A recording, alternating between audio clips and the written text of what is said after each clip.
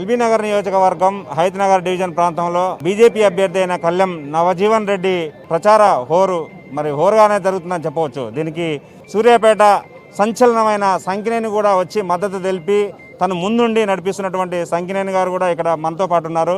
మరి ఇక్కడ హైతనగర్ డివిజన్లో ఏమేమి జరిగింది, అసలు బీజేపీ ఏ రకంగా ముందుకెళ్తుంది, మహిళలను కానీ అలాగే యువకులను కానీ అలాగే ప్రజల్ని ఏ విధంగా ఆకట్టుకునే ప్రయత్నం చేశారు, వారి మాటల్లోనే తెలుసుకునే ప్రయత్నం చేద్దాం. సార్ నమస్తే సార్. ఈరోజు గ్రేటర్ హైదరాబాద్ ఎన్నికల్లో భారతీయ జనతా పార్టీకి 150 డివిజన్లో బ్రహ్మరథం పడుతున్నారు. వాస్తవంగా ఏ డివిజన్కి వెళ్ళినా ఈరోజు పెద్ద ఎత్తున వివిధ రాజకీయ పార్టీల నుండి భారతీయ జనతా పార్టీలో చేరడం. ఈరోజు ఒక కార్మిక నాయకునిగా గ్రేటర్ హైదరాబాద్లో పనిచేసి మహేశ్వర్ రెడ్డి గారు కార్మికుల సమస్యలను పరిష్కరిస్తానని చెప్పి మాట తప్పిన ప్రభుత్వం. రెండోది, ఈ డివిజన్కు సంబంధించిన తిరుమల రెడ్డి గారు పెద్ద అవినీతిపరుడు, భూ కబ్జాదారుడు. ఈరోజు అనేక మంది వారి బాధితులు ఉన్నారు. అందులో మహేశ్వర్ రెడ్డి గారు కూడా ఒక బాధితుడు. వారు కార్మికుల పక్షాన ఇసుంటి అవినీతి పరులను కార్పొరేటర్లుగా గెలవడానికి వీల్లేదు. ఈ అవినీతి ప్రభుత్వానికి ఒక చెంపపెట్టుగా ఉండాలి మేము అని ఈ డివిజన్లోనే కాదు, దాదాపు 13 డివిజన్లో వారు నామినేషన్లు వేయడం జరిగింది. ఎవరు? కార్మిక సంఘాలకు సంబంధించిన రిటైర్డ్ నాయకులు, all India forward bloc party నుండి. ఈరోజు వారు స్వచ్ఛందంగా ఆలోచించి నా గెలుపు ఎవరి గెలుపు అయితే ఉండకూడదు, ఈ టీఆర్ఎస్ పార్టీ ప్రభుత్వానికి చెంపపెట్టుగా ఉండాలి, ఇక్కడ అవినీతిపరుడైన తిరుమల రెడ్డిని ఓడించాలని నిలబడ్డాడో, నేను నిలబడడం వల్ల మళ్ళీ తిరుమల రెడ్డి గారు గెలుపు ఉండొద్దు అని ఈరోజు యువకుడు, ఉత్సాహవంతుడు మరి కళ్యాణ్ నవజీవన్ రెడ్డి గారి గెలుపు కోసం ఈరోజు జీవన్ రెడ్డి గారు గెలిస్తే ఈ డివిజన్లో అన్ని రంగాల్లో మరి ఒక ప్రణాళికాబద్ధంగా ఈ డివిజన్లో మంచినీటి విషయంలో కానీ, రోడ్ల విషయంలో కానీ, డ్రైనేజ్ విషయంలో కానీ అన్ని రంగాల్లో ముందుకు తీసుకుపోవడానికి మరి జీవన్ రెడ్డి గారే సరైన అభ్యర్థి అని ఈరోజు వారు పూర్తి మద్దతును తెలియజేయడం జరిగింది. ఇంతకుముందు మీరు మాట్లాడినారు. పరోక్షంగా బీజేపీకి మద్దతుగా చెప్పుకుంటూ వచ్చారు. అక్కడికి నేను అడిగాను, అంటే మీరు ఏమైనా బీజేపీకి సపోర్ట్ చేస్తున్నారంటే నాకు సరైన నాయకుడి కోసము ఇక్కడ వెయిట్ చేస్తూ ఉన్నారు. 16 సంవత్సరాల సందే నేను జిహెచ్ఎంసీ కార్మికుడిగా పనిచేశాను. ఏనాడు ఇక్కడ హైతనగర్ డివిజన్లో జరగలేదు. సరైన నాయకుడి కోసం నేను నిలబడ్డా, నన్ను గెలిపిస్తారని కూడా నేను నిలబడ్డా. సరే, ఏది ఏమైనప్పటికీ గెలవాలనేది ఒక ప్రజలకు మంచి చేయాలన్న ఉద్దేశంతో ముందుకు వచ్చారు, బాగానే ఉంది. అయితే దుబ్బాకలో కత్తి కార్తిక గారు కూడా బీజేపీలోకి ఎంట్రీ అయ్యారు. మరి అదే పరంపరలో మహేశ్వర్ రెడ్డి కార్మిక పక్షాన రావడం, ఇది ఏ ధోరణికి దారితీస్తుంది? అంటే ఇతర పార్టీలను మీ వైపు రావడానికి గల కారణాలు ఏంటి? అంటే ఏం చూసి వస్తున్నారు? జాతీయ పార్టీలను చెప్పుకునే కాంగ్రెస్ పార్టీ కానీ, ప్రాంతీయ పార్టీ అయిన టీఆర్ఎస్ పార్టీ కానీ, ఎంఐఎం పార్టీ కానీ, ఎంఐఎం పార్టీ టీఆర్ఎస్ పార్టీకి ఏమీ తేడా లేదు. 2 కన్నులు. కేసీఆర్కి ఒక కన్ను కేటీఆర్ అయితే ఇంకో కన్ను అక్బరుద్దీన్ ఓవైసీ. అంటే ఈరోజు జాతీయ భావం పెరుగుతుంది.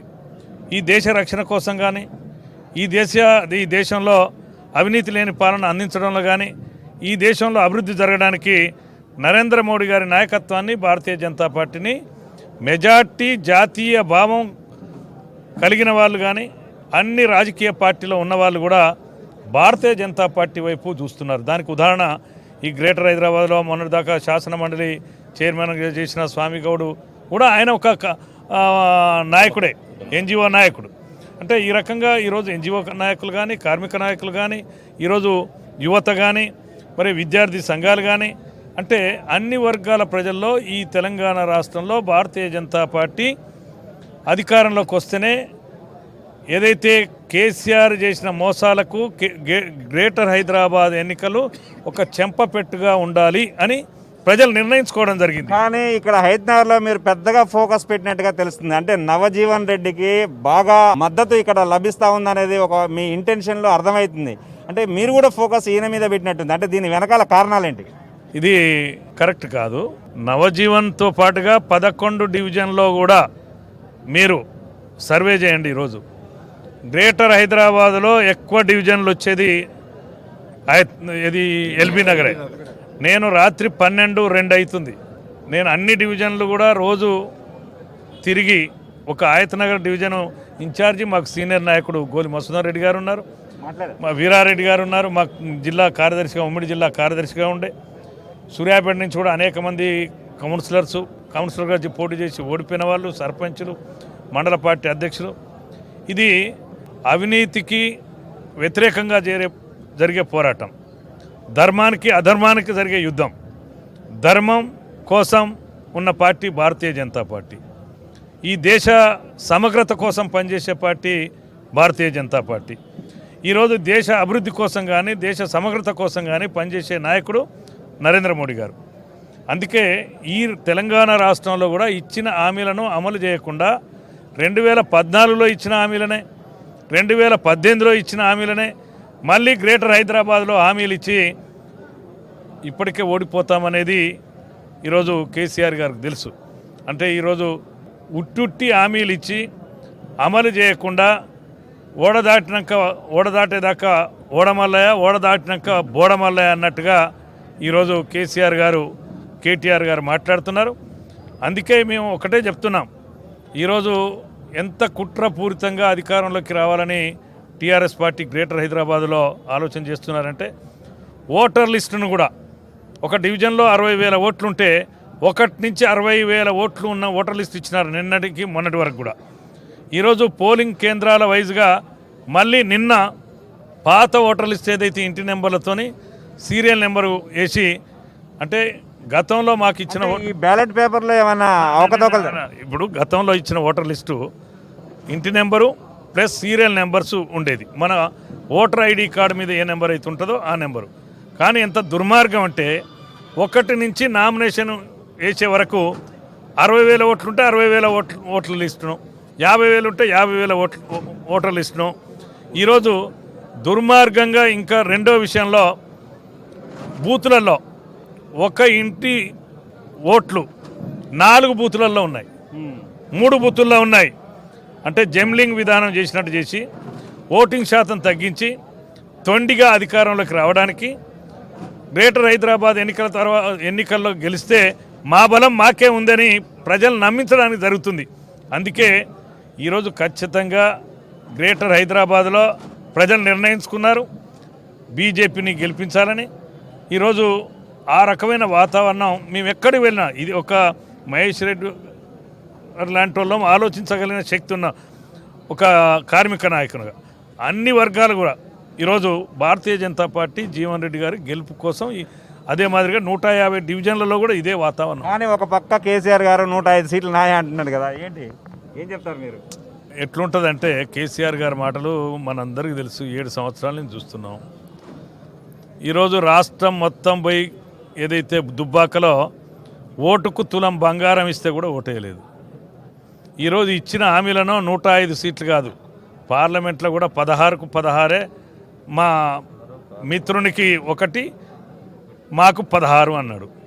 16కు ఏమైందో ఒకసారి కేసీఆర్ గారు, కరీంనగర్ ఏమైంది, మెదక్ ఏమైంది, నిజామాబాద్ ఏమైంది, ఆదిలాబాద్ ఏమైంది, హైదరాబాద్ ఏమైంది, దాదాపు హై ఇవి పార్లమెంటరీ సంబంధించిన ఎన్నికలు సార్. ఇప్పుడు ఈ కార్పొరేటర్ ఎన్నికలు ఏ విధంగా ప్రభావితం చేయనున్నాయి? నేను అనేది ఏంటంటే ఎల్బీ నగర్ నియోజకవర్గంలో 11 మంది అభ్యర్థులలో నవజీవన్ రెడ్డి ఏ స్థానంలో ఉండబోతున్నాడు?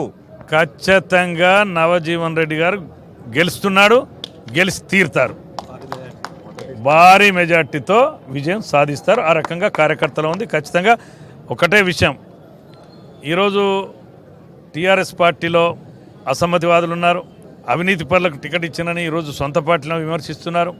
ఈరోజు భారతీయ జనతా పార్టీ 149 స్థానాల్లో మేము పోటీ చేస్తున్నాం. ఒక అభ్యర్థి స్క్రూటిలో పోయినాడు, అక్కడ కూడా యునానిమస్గా భారతీయ జనతా పార్టీ నాయకత్వం జీవన్ రెడ్డి గారి విజయం కోసం కానీ అన్ని డివిజన్లో ఆ రకంగా పనిచేస్తాం. ఆయత్-నగర్ ప్రజలకు మీరేం చెప్తారు సార్? ఒక్కటే మాటలో నేను ఆయత్-నగర్ ప్రజలకు ఒకటే విజ్ఞప్తి చేస్తున్నాను, ఈ జరగబోయే ఎన్నికల్లో రేపు ఏదైతే 1వ తారీఖు జరిగే పోలింగ్లో అందరూ ఇళ్లల్లో నుంచి వచ్చి ఓటేయాలి.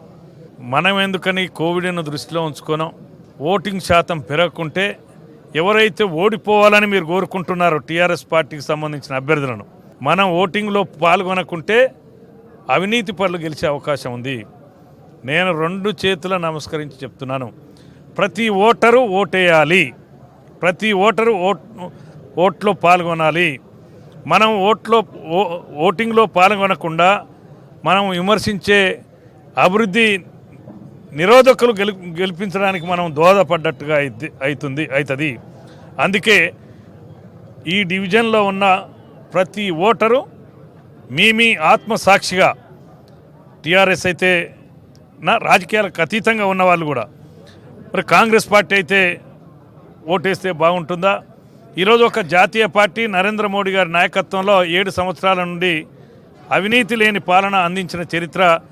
ఈరోజు దేశ రక్షణ కోసం అంటే ఈరోజు సరిహద్దుల్లో ఉండే ప్రాణాలు అర్పించి ఈ దేశ రక్షణ కోసం పనిచేసే వాళ్ళ కోసం కూడా వెళ్ళి ప్రధానమంత్రిగా కాకుండా ఒక సాయుధ ఈ దేశ రక్షణ కోసం పనిచేసే సైనికుల వద్దకు వెళ్ళిన చరిత్ర అటు జమ్మూ కాశ్మీర్ కానీ మరి చైనా బార్డర్ కానీ అంటే ఈరోజు ఒక ఆత్మవిశ్వాసాన్ని ఈ దేశ ప్రజలకు నమ్మకం కలిగించిన వ్యక్తి, అన్ని వర్గాల ప్రజలకు ఆమోదయోగ్యమైన వ్యక్తి.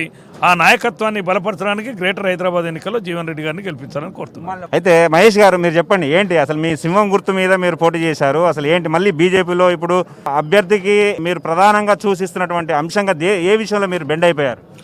బెండ్ అవ్వడం అంటే దేనికి లేదు అన్నా. యాక్చువల్గా మా గెలుపు గురించి అని మేము శాయశక్తిలో ట్రై చేస్తున్నాం. ఆ టైంలో ఎదుటి వాళ్ళు అంటే అవినీతి పరులు కానీ ఈ టీఆర్ఎస్ గవర్నమెంట్ సంబంధించిన కార్పొరేటర్ కానీ నేను చేసిన దాంట్లో తనకేమన్నా ప్లస్ అవుతుందేమో అని చెప్పేసి అనే ఆలోచనతోనే ఇలా మంచి వ్యక్తి అయిన మన నవజీవన్ రెడ్డి అన్న గారిని మేము మద్దతు చేయడం జరుగుతుంది. దాంట్లో ఎలాంటి ప్రబలాలు లేవు. కానీ ఎలాంటి అవినీతి పరుడు మళ్ళీ ఒకసారి ఐతనాలు వస్తుంటే ఈ గతంలో 5 ఏళ్లలో ఎంత అవినీతి చేసిండు, ఎంతమందికి పొట్టగొట్టిండు అనేది కళ్ళ ముందర అందరికీ కనిపిస్తుంది. అలాంటి వ్యక్తి మళ్ళీ రావద్దు అంటే నా కారణంగా ఏమైనా వస్తే అన్న ముందు ఉద్దేశంతోనే మేము మద్దతు చేయడం జరుగుతుంది. కార్మికుల పక్షాన పోరాడారు. ఆల్రెడీ నా ఇంటర్వ్యూలో అనేక కష్టమైన చెప్పారు. అంటే కార్మికులకు అన్యాయం ఎంత విపరీతంగా చెప్పారంటే అంత విపరీతంగా చెప్పారు.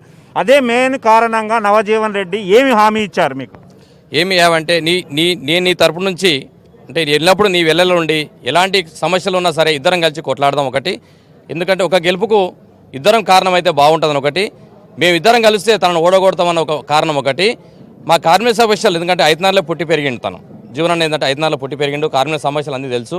అలాగే నా సమస్యలు నా అన్న సమస్యల్లాగా మరి రవీణ ఉన్నాడు, అశోక్ అన్న ఉన్నాడు, ఇంతమంది పెద్ద మనుషులు నన్ను పిలిచి ఎందుకు మహేష్ నీకు పడే ఓట్లు ఏవైతే ఉన్నాయో సరే నువ్వు గెలవచ్చు గెలవకపోవచ్చు అనేది నా దైవ నిర్ణయం అది. ఎందుకంటే నాకు రాజకీయ చరిత్ర లేదు. నాకు అన్నలాగా మినిస్టర్లు కానీ ఎమ్మెల్యేలు కానీ వచ్చి నాకు ప్రచారం చేసేంత హోదా నా పార్టీ నాకు లేదు. కానీ నా పార్టీ అంటూ నేను గౌరవంగా చెప్పుకుంటున్నాను. ఇప్పటికైనా ఆల్ ఇండియా ఫార్వర్డ్ బ్లాక్ అంటే నేతాజీ సుభాష్ చంద్రబోస్ ఆశయాల మీదే దిగాను. ఆ ఆశయాలకు అనుగుణంగా ఇప్పుడు మళ్ళా దొంగ గెలుస్తాడు అన్న దాని మీదే నేను మన నవజీవనకు సపోర్ట్ చేయడం జరుగుతుంది. అన్న మీరు చెప్పండి అన్న, మీరు ఈయన రావడం మీకు ఏ మేరకు ఓట్లు మరి ప్రభావితం చేసే అవకాశాలు ఉంటాయి? కార్మికుల పక్షాన కావచ్చు, ఇటు ప్రజల పక్షాన కావచ్చు, ఏ రకంగా ఉండబోతుంది అంటారు? ఖచ్చితంగా నాకు మేలు జరగబోతుంది. ఆల్రెడీ నాకు ప్రజలు మంచి బ్రహ్మరథం పడుతున్నారు. దానికి తోడుగా మహేష్ అన్న రావడంతో ఇంకా కార్మికులు చాలామంది ఉన్నారు, జిహెచ్ఎంసీ కార్మికులు, వాళ్ళందరూ సపోర్ట్ తోటి నేను ఇంకా భారీ మెజార్టీతో గెలవబోతున్నానని నేను చెప్తున్నాను. ఇప్పుడు సంకినేని వెంకటేశ్వరరావు గారు వచ్చారు. ఆయన మీకు ఏం సూచించారు, ఎలా ముందుకెళ్లారు, ఎంతవరకు ప్రభావితం చేయగలిగారు? అలాగే రఘునందన్ రావు అన్న మొన్న ప్రచార రోడ్ షో చేశారు. ఇవన్నీ ఏ మేరకు ప్రజల్ని ఆకర్షించాయి? మిమ్మల్ని ఏ రకంగా బ్రహ్మరథం పట్టే అవకాశాలు, ఓట్ల శాతం ఎంతవరకు పెరిగే అవకాశం ఉంది? గతంలో 45%, కేవలం 45% ఓట్లు మాత్రమే పోలైనాయి. ఇప్పుడు ఏ రకంగా ఎంతవరకు పోలయ్యే అవకాశం ఉంది? బీజేపీకి ఎంతవరకు అవకాశం వచ్చే ఉంది? మీరు ఏ స్థానంలో ఉండబోతున్నారు? ప్రత్యర్థిని ఎలా ఢీకొట్టబోతున్నారు?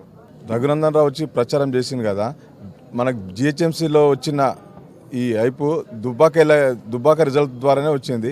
ఆయన ఇక్కడ రావడంతో ఇంకా జనాలలో యూత్లో మంచి ఉత్సాహం వచ్చింది, మంచిగా సపోర్ట్ చేస్తున్నారు అందరూ. దాంతోడు మహేష్ అన్న ఇక్కడ రావడంతో భారీ మెజార్టీతో గెలుస్తానని చెప్తున్నాను. సూర్యాపేట సంచలనం సంఖ్యని ఏ విధంగా దిశానిర్దేశ చేస్తున్నాడు. ఆ దిశానిర్దేశతోటి మా కార్యకర్తలు అందరూ ముందుకు వెళ్తున్నారు, డోర్ టు డోర్ పై ప్రచారం చేస్తున్నారు.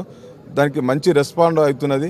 ఆయన దిశానిర్దేశతోటే ఈ ఐతనా డివిజన్లో గెలుపుకు కారణమవుతుందని నేను తెలియజేస్తాను. చివరి మాటగా మీరు చెప్పండి. గతంలో చేసినటువంటి అభివృద్ధి భారతీయ జనతా పార్టీ బ్రహ్మాండంగా ఈ యొక్క ఐతనా డివిజన్ని ఇంతకుముందు చేసినటువంటి అభివృద్ధి కార్యక్రమంలో భాగంగా మరి అదేవిధంగా నవజీవన్ రెడ్డికి అతి భారీ మెజార్టీతో గెలిపించడం జరుగుతుంది. ఎందుకనంటే మా ముందు తిరుమల రెడ్డి లెక్క కాదు, సమాజంలో చేస్తున్నటువంటి సేవలే మాకు ముందు. నవజీవన్ రెడ్డి కానివ్వండి, మరి ఇంతకుముందు చేస్తున్నటువంటి కార్యక్రమాల్లో ఏ కార్యక్రమం ముందైనా మేమంటూ ఉన్నామని చెప్పి ఈ యొక్క నవజీవన్ రెడ్డి పాల్గొని ఈ యొక్క కార్మికుల పక్షాన కానివ్వండి, అదేవిధంగా గ్రామస్తులు ఎక్కడ పోయినా సరే కాలనీలలో పోయినా ఏ సమస్య ఉన్నా మాది అంటూ ఈ యొక్క సమస్యలు తీరుస్తున్నందుకే ఈ ఉన్నటువంటి కబ్జాదార్ని మాకు లెక్కలగాడు, కబ్జాకోర్ అని చెప్పే ఒక నిదానంలోనే ఉన్నారు. మరి అటువంటి కబ్జాదారుని ఎవరు ఆహ్వానిస్తలేరు. కాబట్టి గతంలో మోసం చేసినటువంటి టీఆర్ఎస్ ప్రభుత్వం డబుల్ బెడ్రూమ్ ఇస్తామని చెప్పి హామీ ఇచ్చి అది గిట్ట ఇవ్వలేదు. కార్మికులకు మరి ప్రతి కార్మికునికి జీతం పెంచుతామని చెప్పి అది ఇవ్వలేదు. ఇంటి పర్మనెంట్ చేస్తామని చెప్పి ఇవ్వలేదు. మరి అటువంటి నాయకుడిని ఎన్నుకుంటే మాకు లాభం లేదని చెప్పి భారతీయ జనతా పార్టీ నుంచి ఈ యొక్క నవజీవన్ రెడ్డిని నిలబెట్టారు. కాబట్టి భారతీయ జనతా పార్టీ నుంచి అతి భారీ మెజార్టీతో గెలిపించాలని చెప్పి ఏ స్థానంలో ఉండబోతున్నారు? నగర్ నియోజకవర్గంలో 11 భారీ మెజార్టీతోటి మొట్టమొదటి స్థానంలో మేము అతి మెజార్టీతోటే హైదరాబాద్ డివిజన్ ఇస్తామని చెప్పి హామీ ఇస్తున్నాం. సార్ మీరు చివరిగా చెప్పండి, నవజీవన్ రెడ్డిలో ఏం గమనించారు సార్ ఓవరాల్గా? సరే, నవజీవన్ రెడ్డి గారు ఒక యువకుడు. నవజీవన్ రెడ్డిని హయత్నగర్ డివిజన్లో యువకుడు. ఇప్పుడు నిలబడ్డ అభ్యర్థులను పోల్చుకుంటే నవజీవన్ రెడ్డి వ్యక్తి అందరికీ ఆమోదయోగ్యమైన వ్యక్తి. రెండోది, ఆ భగవంతుడు అంతో ఇంతో ఆర్థికంగా ఆ కుటుంబానికి, సరే పెంటారెడ్డి గారు కానీ ఆ కుటుంబానికి అవకాశం కల్పించినారు.